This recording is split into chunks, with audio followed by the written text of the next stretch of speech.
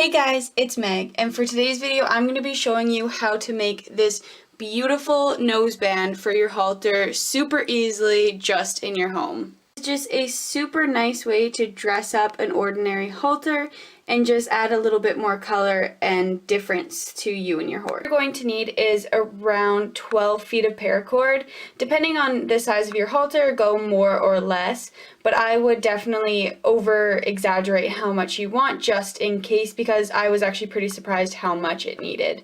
The next thing you need is just a normal pair of scissors, a lighter, and then a halter of your choice. I chose a leather one just because I thought it wouldn't mask the colors of the paracords, but you can do whatever halter you would like.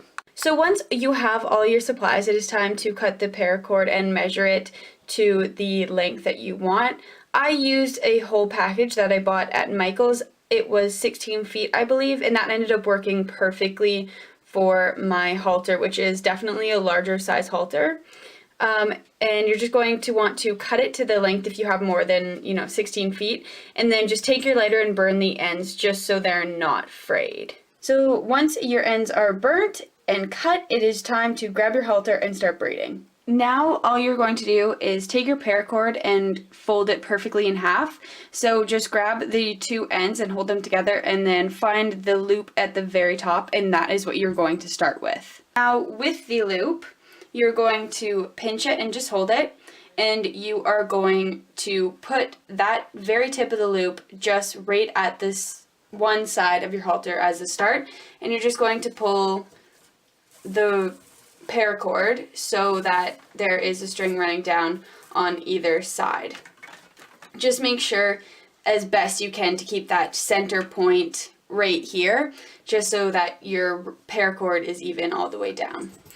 Then what you're going to do is you just want to tie a normal start of a knot. So literally the way you tie your shoes, that first little tie that you do before the bows, you just want to do that underneath. Now on the underside of the halter, you should just have a normal simple tie like this, and this will just help keep it in place while you're braiding. But the top part of the halter should just have one simple loop around it, and the tie underneath is just the start of the bow that you use to tie your shoes. It is time for the braiding. So as you can see, I have one of the strands on either side, and this is how you want to start it off. And so all you want to do now is you're going to take the strand on the one side, this is the left side for me, and you're just going to cross it over the center band of the halter. Then with this strand on the other side, you're going to make sure it goes over top of that strand that you just crossed over the middle of the halter. And then you are just going to push it behind the noseband of the halter and come through this loop/hoop that you made on the other side. And you're just going to pull that all the way through and then tighten. So, and how you tighten it is you just simply pull it. And it should just look like this, and that's your first loop. Now I'll show you again, and as you go down, you want to alternate sides which you're starting on. So what I mean by alternating sides that you're starting on is which string you are crossing over top the center loop. So last time we pulled this side over top of the center noseband. Now we're going to take this side and cross it over the center noseband. So we're just going to take it, cross it over, and just pinch it here so it creates a little loop. And then with this side, again, we're going to go over top of the one that we just crossed over, just like this. But then you want to take it behind the noseband and come up through the loop you first created. And just pull that all the way through. And then once again, just pull to tighten. As you go, depending on how tight you would like them to be, how close, like the space is in between here, you can just push them closer or you can spread them further apart. It's just totally up to you. Again, then now we're going to go back to the left side, which crosses over the noseband first. So cross it over, creating a loop, pinch it there. Then with the strand on the other side, you're going to go over top of the one you just crossed over, behind the noseband, and up through the loop on the other side. And pull it all the way through, and pull it up to tighten. Then once more, you're going to go back to the right side, and now you're just going to cross that one over the noseband.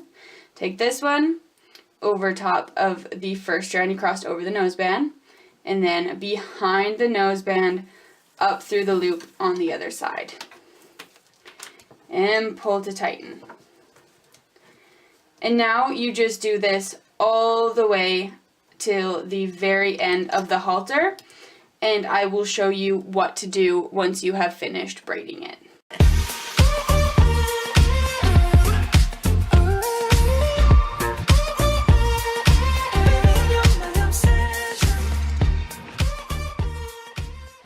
And now, once you have reached the end of the noseband and have finished braiding, it is time to cut it and burn it so it stays in place.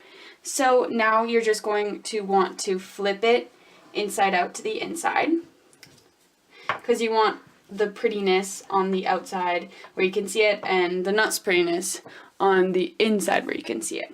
So now you're just going to get your strands, make sure they're nice and tight, and then all you're going to do is cut it off about an inch, half an inch, with a little bit left, and then you're just going to take your lighter and burn that end that you cut and press it down into the other paracord, and then push scissors or something that isn't your skin down so they'll stick together, and burn it again, and just keep pushing until they actually stick.